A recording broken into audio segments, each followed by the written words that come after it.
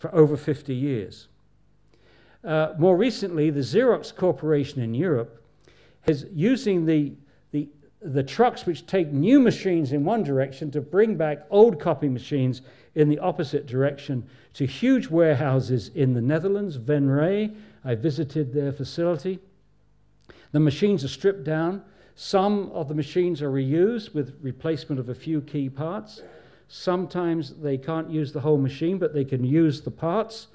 Sometimes when they can't use the parts, they can recycle the materials. This whole operation is recovering 95% of the materials are recovered, which is pretty exciting. And they said to me, honestly, they said, Dr. Connett, you know, we better tell you, we didn't do this for environmental reasons. Oh, no, we did this to cut down on production costs. They realized a lot of those items are very expensive in copying machines, and they're perfectly good, even though some other piece has broken. But the end result of this is that they're saving $76 million a year doing this. And that is the most fantastic message I could say tonight. In other words, these companies that do the right thing, this message is universal. When companies set out to make zero waste, they come back, the first thing they say is it's saving money. And that's great. Cut back on production costs and disposal costs. Solid waste is a visible face of inefficiency. For more examples of industrial responsibility, Gary Liss, there's his email address. He'd be happy to give you a whole list of examples. For more information on EPR initiatives, Bill Sheehan is an expert on that. That's his email address.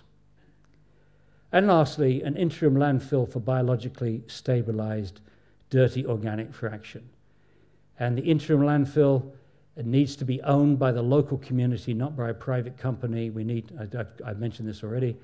Incinerators and mega landfills are in the corporate interest, often multinational corporate interest. Zero waste is in the public's interest, and I believe in the planet's interest. And key question, will political side with the corporate interest or the public interest? And I'm not just saying that for Guernsey. I'm not saying that I'm saying that everywhere. Everywhere, that's what it comes down to. Are they going to side with the corporate interest or the public interest? So the summary of the 10 steps: source separation, door-to-door collection, composting, recycling, reuse, repair, and community center, waste reduction initiatives, economic incentives, residual screening and research center, industrial responsibility, a temporary landfill, which we hope to use less and less by 2020. There's practically nothing going into it. So that's the whole scheme. Now, I reckon, based upon what we've seen around the world, we can get 70 to 80% community response from community. The other 20 or 30%, I think, is going to come from industrial responsibility. And now progress around the world. Here's a few websites which document some of the zero waste strategies and successes around the world. Again, if you get a pen drive of this, then or Richard, you can contact Richard. California. Now, you know, well, I should have said this earlier on. I am not telling you that America is great at waste management. It is not. We have so much land space that we heavily rely on landfills. And even though we beat 300 incinerators between 85 and 95, that's not entirely good news, because instead of doing the right thing, a lot of them are exporting waste to distant landfills. This is not good. But California, the best things on the environment always happen first in California. They're very progressive when it comes to environmental issues. And they passed a law in the early 1990s saying to cities, you must get 50% diversion by 2000. And literally hundreds of communities did that. By 1998, I think it was, there were over 300. And then they were saving money doing this, because they weren't trucking this waste huge distances to landfills, and they weren't paying the tipping fee at the landfill. So they're saving money. So they said, why stop at 50? Why not 60? Why not 70? And then why not zero waste? Because at the same time this was going on, Canberra, Australia had introduced a no waste by 2010 law, passed in 1996. That was driven by citizens, incidentally. how unfortunately I have to tell you that things have not worked out as well as they should in Canberra, Australia. They were making very good progress and then somehow messed up. But meanwhile, I've told you about San Francisco. But what about this one? Which city do you think says, envision a world without waste?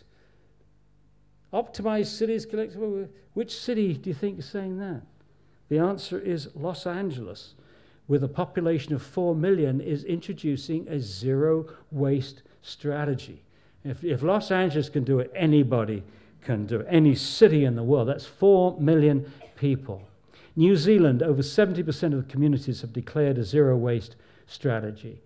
Prince Edward Island, the whole island has door-to-door collection of recyclables and compostables. Nova Scotia, 50% diversion in 5 years. They wanted to build an incinerator. They didn't. They turned it over to the citizens and said, here are the consultant reports. You design a program, which they did. And it produced a 50% diversion in the whole province in 5 years. Halifax, 60%.